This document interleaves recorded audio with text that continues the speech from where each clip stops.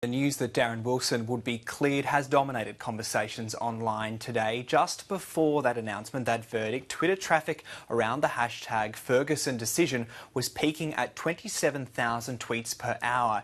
In the minutes after County Prosecutor Bob McCulloch's announcement that Wilson would be cleared, conversation more than doubled to 65,000 tweets per hour.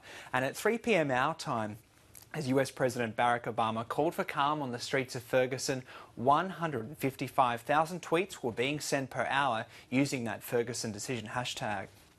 Join Michael's parents in asking anyone who protests this decision to do so peacefully. Let me repeat Michael's father's words. Hurting others or destroying property is not the answer. No matter what the grand jury decides, I do not want my son's death to be in vain.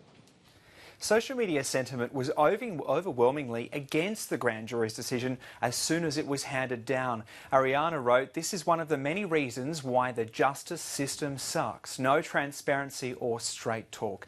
There was a lot of emotion around online. Gabriella wrote, "Never in my life have I been so angry. A police officer shot and killed an unarmed man, and there will not be a trial," says Alexa. This is 2014. Manny also commenting in the minutes after the verdict that the outcome wasn't entirely surprising. This video was posted online in the hours after the grand jury decided not to indict Darren Wilson. It's from Malik Rahasan. He says, "Ferguson right now, this was the plan." Hundreds took to the streets to protest the decision, with buildings and at least 2 cars set alight. An online buzz back home quickly switched this afternoon from Ferguson to the well-being of batsman Phil Hughes. That's still trending in Australia and worldwide now. The Test hopeful was knocked out while batting for South Australia in a Sheffield Shield match against New South Wales at the SCG. He's now out of surgery and in intensive care. The Australian cricket community was quick to rally behind Hughes. Darren Lehman wrote, "Our thoughts and prayers are with Phil and his family." That's got over 600 retweets. Damien Martin wrote, "We sit silently and pray Hughes recovers from this." Adam Gilchrist also tweeted this reminder, "Stay strong, Sean Abbott." And overseas, former English captain Ian Botham tweeted, "Thoughts are with Phil Hughes and family."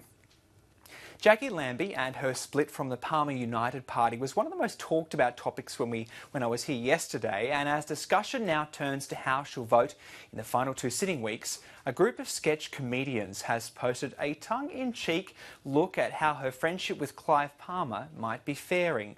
Pedestrian TV featured this video today. The group Collective Noun has made a parody of Facebook's Say Thanks feature, which generates short video highlights of people's friendships on the platform. The clip has received about 3,000 views so far. Heading south, and scientists have conducted their first extensive underwater survey of Antarctic sea ice using a robotic submarine equipped with sonar technology. 3D maps of 500,000 square metres of sea ice have been published with an aim to further understanding of how polar sea ice is changing. An international treaty banning submarines has meant previous Antarctic observations could only be conducted with the human eye and by drilling. The sea ice right below us now, actually. And what it's doing is measuring the thickness of this ridge beneath the sea level. The robotic submarine has given scientists their first good glimpse at sea ice up to 17 metres thick. They will now combine their findings from below with analysis of sea ice shifts from aircraft and satellites above. Denmark has overtaken South Korea as the world's top country for mobile phone and internet use.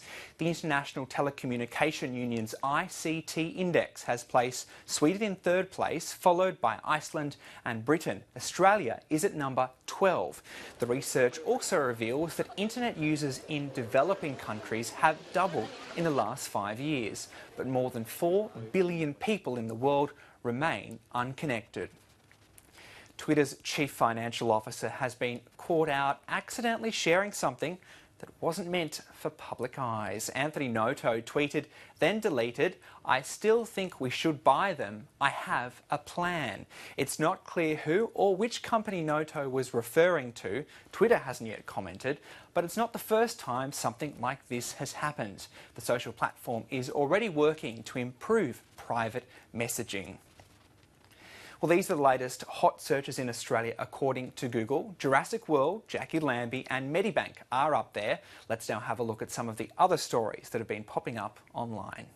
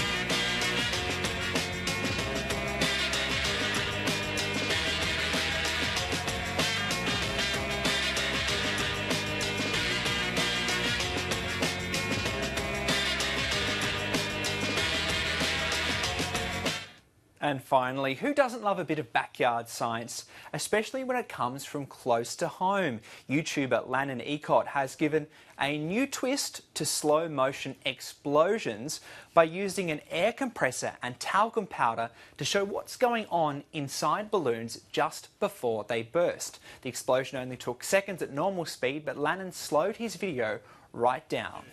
That one looked sick. That was a sick one. If you're a fan of the genre, Lannan's YouTube channel also includes throwing water balloons into a slasher and playing T-ball with an excavator.